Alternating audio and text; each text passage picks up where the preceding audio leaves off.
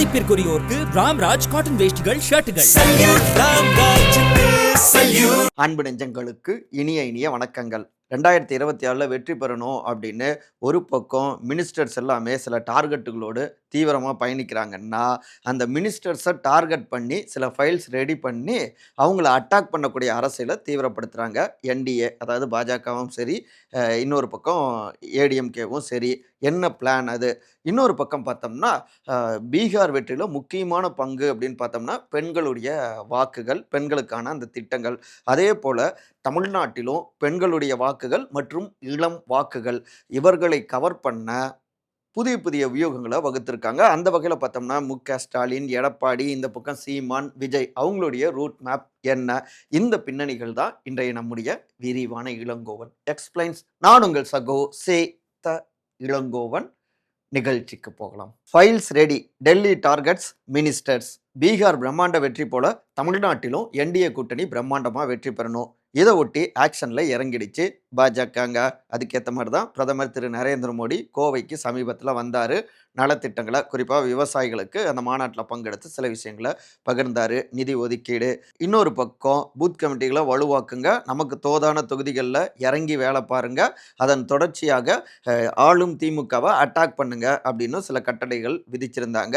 முந்தைய காணொலியிலையும் விரிவாக நம்ம பதிவு செஞ்சிருந்தோம். அதுக்கேற்ற மாதிரியே தான் தமிழ்நாடு பாஜக தலைவரான திரு நயினார் நாகேந்திரனும் சட்டம் ஒழுங்கு சரியில்லை, இங்கே பெண்களுக்கு எதிரான குற்றங்கள் அதிகரிச்சிருச்சு அப்படின்னு ரமணா பாணியில் புள்ளி விவரங்களையும் அடுக்கியிருந்தாருங்க. இவை எல்லாம் கடந்து இன்னொரு பக்கம் டிஎம்கேவை டோட்டலாக முடக்கணும், அவங்களுடைய அந்த வேகத்தை, ஆக்ஷனை அப்படின்னு ஸ்கெட்ச் போட்டு சில வேலைகளையும் பார்க்குறாங்க. குறிப்பாக பார்த்தோம்னா திமுகவில் 1-to-1 முதலமைச்சர் திரு மு.க.ஸ்டாலின் சந்திப்பு நிகழ்த்திக்கிட்டு இருக்காரு இல்லையா? ஒவ்வொரு தொகுதி வாரியாக உடன்பிறப்பே வா அப்படின்னு அடுத்து தூக்கம் இல்லாமல் இறங்கி வேலை பார்க்கணும் அப்படின்னு ஒவ்வொரு மாவட்டத்துக்கும் தெரிவிச்சிட்டு இருக்காரு. அது மட்டும் இல்லாமல் ஏற்கனவே டார்கெட் 200 அதை சக்ஸஸ் ஆக்கணும் அப்படின்னு மந்திரிகள் பலரையுமே மண்டல பொறுப்பாளர்களாகவும் நியமித்து அவங்களுக்கு டார்கெட் கொடுத்துருந்தார் இல்லையா? இப்போ உதாரணமாக சொல்லணுன்னா முன்னாள் அமைச்சரான திரு செந்தில் பாலாஜி அவருக்கு கிட்டத்தட்ட மேற்கு மண்டலத்தில் மட்டுமே பார்த்தோம்னா சுமார் 38 தொகுதிகள் வரை அவருக்கு ஒதுக்கீடு செஞ்சுருக்காங்க. இன்னொரு பக்கம் சீனியர் அமைச்சர்களான திரு கே.என். நேரு, திரு ஏவா வேலு, திரு எம்.ஆர்.கே. பன்னீர்செல்வம், அப்படியே டவுன் போனோம்னா திரு மூர்த்தி, சென்னை சுற்று வட்டாரங்களில் திரு சேகர் பாபு, திரு மா சுப்பிரமணியன், இப்படி பலருக்குமே சில தொகுதிகளை ஒதுக்கி இந்த தொகுதிகளில் வெற்றியை கொடுக்கணும் அப்படின்னும் ஏற்கனவே அசைன்மெண்ட்டுகள் கொடுக்கப்பட்டிருக்கு. இந்த மண்டல பொறுப்பாளர்கள் எல்லோரையுமே டார்கெட் செய்வது தான் பாஜக சைடில் சில டீமுக்கு கொடுக்கப்பட்டிருக்கிற அசைன்மெண்ட்டுகளாக இருக்குது. ஒவ்வொரு மண்டல பொறுப்பாளருக்கும் ஒவ்வொருத்தர் அப்படின்னு பாஜகவில் ஒரு குழுவை உருவாக்கியிருக்காங்க. இவங்களுடைய முதன்மையான வேலை என்னன்னா, மண்டல பொறுப்பாளர்கள், திமுகவில் முக்கியமான முகங்கள், அவங்களுடைய நகர்வுகள் எல்லாவற்றையுமே தகவல்களை திரட்டி டெல்லிக்கு அனுப்பி வைக்கணும். இதில் குறிப்பாக பார்த்தோம்னா உள்துறை அமைச்சரான திரு அமித்ஷா அவருக்காக இந்த தேர்தல் நெருங்குகின்ற நேரத்தில் ஒவ்வொரு மாநிலத்திலுமே ஒரு ஏஜென்சிஸ், தனியார் ஏஜென்சிஸ் சீக்ரெட்டாக சில வேலைகளை செய்வாங்க இல்லையா? சர்வேக்கள் எடுத்து கொடுப்பது, இங்கே இருக்கக்கூடிய சூழல்களை படம் பிடிச்சு காட்டுவாங்க இல்லையா? அதே போல் இங்கே ஒரு டீம் ஏற்கனவே களத்தில் இறங்கி செயல்பட்டு இருக்காங்க தமிழ்நாட்டிலும். அந்த டீமை இவை எல்லாவற்றையும் வாட்ச் பண்ணிட்டு இருப்பாங்க. ஸோ அவங்க கிட்ட இருந்தும் தனி ரிப்போர்ட்டு அங்கே அமித்ஷா அவர்களுடைய டேபிளுக்கும் போயிட்டு தாங்க இருக்கும். ஓகே, இந்த வேலைகள் ஒரு பக்கம். இன்னொரு பக்கம் இந்த மண்டல பொறுப்பாளர்கள், முக்கியமான முகங்கள், இவர்களை தேர்தல் நேரத்தில் டோட்டலாக முடக்கணும். அதுக்கேற்ற மாதிரியே பல்வேறு அமைச்சர்கள் மீதான வழக்குகள், பல புகார்கள், இவை எல்லாமே மறுபடியும் தூசு தட்டப்பட்டிருக்கு. இன்னொரு பக்கம் பார்த்தோம்னா அதிமுகவுடைய பொதுச் செயலாளரும் முன்னாள் முதலமைச்சருமான திரு எடப்பாடி பழனிசாமி அவருமே சமீபத்தில் பிரதமர் திரு நரேந்திர மோடி கோவை வந்திருந்தப்ப சந்திச்சிருந்தார் இல்லையா? வரவேற்பில் இருந்தார் இல்லையா? அந்த நேரத்தில் கோவைக்கும் மதுரைக்கும் மெட்ரோ விரைவில் அங்கே வரணும் உள்ளிட்ட சில கோரிக்கைகள்லாம் கொடுத்திருந்தாரு. இவை கடந்தும் ஏடிஎம்கே சைட்ல இருந்து சில விஷயங்கள் வலியுறுத்தியிருக்காங்க. அதாவது அமைச்சர்கள் திரு கே.என். நேரு, திரு ஏவா வேலு, திரு எம்.ஆர்.கே. பன்னீர்செல்வம், முன்னாள் அமைச்சர்களான திரு பொன்முடி சீனியரு, அப்புறம் திரு செந்தில் பாலாஜி ஆகியோர் மீது பல்வேறு வழக்குகள் இருக்கு இல்லையா? புகார்கள் இருக்கு இல்லையா? இதில் இவங்க மேலே வருமான வரித்துறையினர், அமலாக்கத்துறையினர் அவங்களுடைய விசாரணைலாம் ஏற்கனவே நடந்திருக்கு. ஆனால் சமீப காலத்தில் கொஞ்சம் அவை எல்லாமே அப்படியே ஸ்லோவாகி இருக்கு இல்லையா? அவை எல்லாமே மறுபடியும் வேகம் எடுக்கணும். இன்னும் குறிப்பிட்டு சொல்லணும்னா டாஸ்மாக், மணல் வியாபாரம், உள்ளிட்ட பலவற்றிலும் ஏற்கனவே அமலாக்கத்துறை விசாரணைலாம் செய்தது. அது கொஞ்சம் அப்படியே டல் ஆயிடுச்சு இல்லையா? இவை எல்லாவற்றையும் மறுபடியுமே நம்ம தூசு தட்டணும், அந்த ஒரு ஸ்பார்க்க ஏற்படுத்தணும் அப்படின்னும் சில விஷயங்கள் ஏடிஎம்கே சைட்ல இருந்தும் முன்வைக்கப்பட்டது. அதுல குறிப்பா சொல்லணும்னா, ராம்சர் நிலம் அப்படின்னு பிரிச்சிருக்காங்க இல்லையா? பள்ளிக்கரணை அந்த சதுப்பு நிலத்துல, அத அப்படியே கூறு போட்டு கட்டடங்கள் கட்ட அனுமதி கொடுத்துருச்சு திமுக அரசாங்கம். ஏற்கனவே இதற்கு எதிராக ஏன்னா அந்த சதுப்பு நிலங்கள் பாதுகாக்கப்படணும். அதுல ஏதாவது கட்டடங்கள் கட்டப்பட்டா அது இன்னொரு பக்கம் பேரழிவுகளை உருவாக்கும். இயற்கைக்கு எதிரானது. ஸோ இதை உணர்ந்து ஏற்கனவே அதிமுக வார்னிங் கொடுத்தது. சட்ட ரீதியாகவும் சில நடவடிக்கைகளை முன்னெடுத்தது. இப்ப இந்த விவகாரத்தை சிபிஐ விசாரிச்சா திமுக மேலிடத்துக்கே புரிஞ்சுக்கோங்க, திமுக மேலிடத்துக்கு பெரிய பெரிய சிக்கல்களும் எழலாம், நெருக்கடி வரும். இதை ஏற்கனவே உள்துறை அமைச்சர் திரு அமித்ஷா அவங்களுடைய டீம் கிட்ட நான் தெரிவிச்சிட்டேன். நீங்களுமே இதுல தனி கவனம் எடுத்துக்கோங்க அப்படின்னும் திரு எடப்பாடி திரு மோடி பிரதமர் கிட்ட வலியுறுத்தியிருக்காரு அப்படின்னும் தகவல்கள்ங்க நம்முடைய ஜூவிலையுமே கட்டுரையாக தீட்டப்பட்டிருக்குங்க. ஸோ டிஎம்கே உடைய மினிஸ்டர்ஸை டார்கெட் செய்து அவங்கள தேர்தல் நேரத்தில் டோட்டலாக முடக்குவது, இதுதான் பாஜக டெல்லியுடைய ஒரே அஜெண்டாவா இருக்கு. இவர்களை டோட்டலா வாட்ச் பண்றது, அவர்களுக்கு அடுத்தடுத்து விசாரணை போன்ற விஷயங்களை தூசு தட்டுவது, நெருக்கடிகள் கொடுப்பது, அதன் மூலமாக இந்த ஒட்டுமொத்தமான மண்டலம் இருக்கு இல்லைங்களா, அவங்களுக்கு ஒதுக்கப்பட்ட ஏனைய தொகுதிகளில் அவங்களுடைய கவனம் சிதறும். அட்லாஸ்ட் எப்படி ஆகும்னா, அவங்களுடைய சொந்த தொகுதிக்குள்ளார இல்லைன்னா அவங்களுடைய சொந்த மாவட்டத்துக்குள்ளார மட்டுமே அவங்க கவனம் செலுத்துவதாக மாறிவிடும். அப்ப என்ன லாபம் அப்படின்னா, ஏனைய தொகுதிகளில் இன்னும் இறங்கி ஏடிஎம்கேவும் பாஜகவும் அட்டாக் பண்றப்ப மக்கள்கிட்ட இயல்பாக இருக்கக்கூடிய எதிர்ப்புணர்வு, இன்னொரு பக்கம் சட்டம் ஒழுங்கு சிக்கல்கள், இவை எல்லாமே திமுகவுக்கு தலைவலியாக மாறி ஆட்சி மாற்றத்துக்கும் வழிவகை செய்யும். நம்ம இறங்கி இப்படி மினிஸ்டர்ஸ்க்கு எதிராக குடைச்சல்களை கொடுக்கிறப்ப நம்ம எதிர்பார்த்து கொண்டிருக்கிற அந்த மெகா கூட்டணியும் அமையும் அப்படின்னு ஸ்கெட்ச் போட்டு இந்த வேலைகளை தீவிரப்படுத்தியிருக்காங்க என்டிஏ கூட்டணி, குறிப்பாக டெல்லி.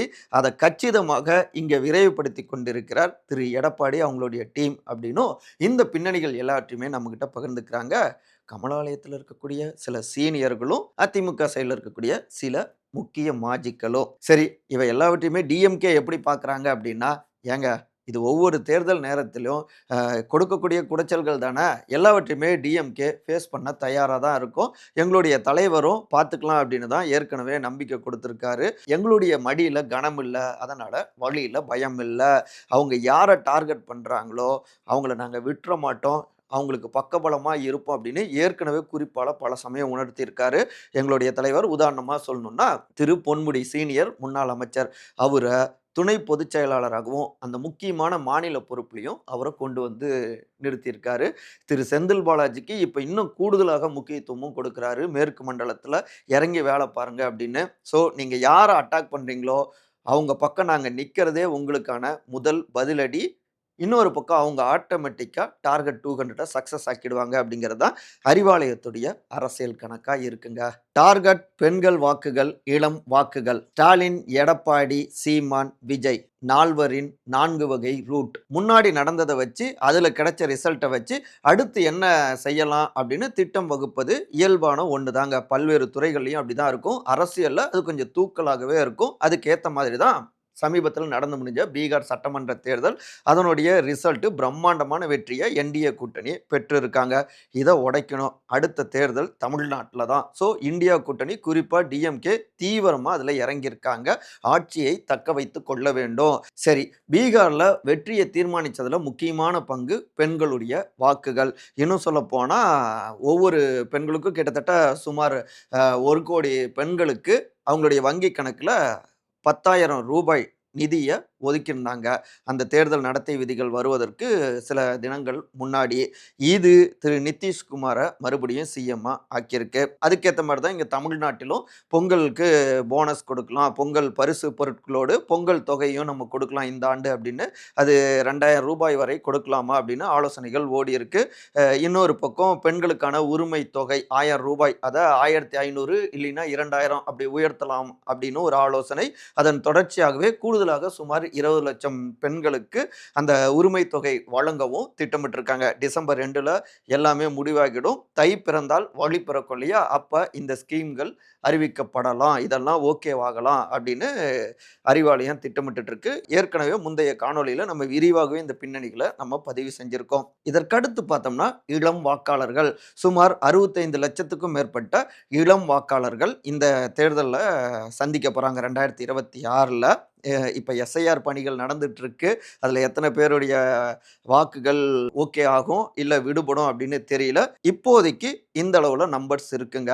இந்த இளம் வாக்காளர்களுடைய வாக்குகள் பலருடைய கோட்டை கனவை தகர்த்தாலும் ஆச்சரியப்படுவதற்கில்ல. எப்படின்னா பீகார்லயுமே பல தொகுதிகள்ல குறைந்த வாக்குகள் வித்தியாசத்துல தான் வெற்றி தோல்வி முடிவு கிடைச்சிருக்கு. அப்ப இந்த இளம் வாக்காளர்களுடைய வாக்குகள் நூலிலையில தங்களுடைய வெற்றியை பாதிச்சிருமோ அப்படின்னும் இவங்கள டார்கெட் பண்ணியும் தனியாக திமுகவும் சரி அதிமுகவும் சரி வேலை பார்த்துட்டு இருக்காங்க. திமுகவில் துணை முதலமைச்சர் இளைஞர் அணி செயலாளரான திரு உதயநிதி ஸ்டாலின் தீவிரமா அந்த இடத்துல வேலை பார்த்துட்டு இருக்காரு. குறிப்பா கொள்கை ரீதியாக அந்த பட்டாளங்களை உருவாக்கணும் அப்படின்னு இப்ப இந்த 5வது வருடத்துல அறிவு திருவிழா அப்படின்னு சமீபத்துல வள்ளுவர் கோட்டத்துல புத்தக திருவிழா நடத்தினார் இல்லையா? அப்புறம் அங்க திராவிட மாடல், திராவிடம் குறித்தும் தமிழ் தேசியம் குறித்தும் பல விஷயங்களும் பாடம் எடுத்தாங்க. அடுத்தடுத்து அதை நோக்கி அவங்க பயணிக்கிறாங்க.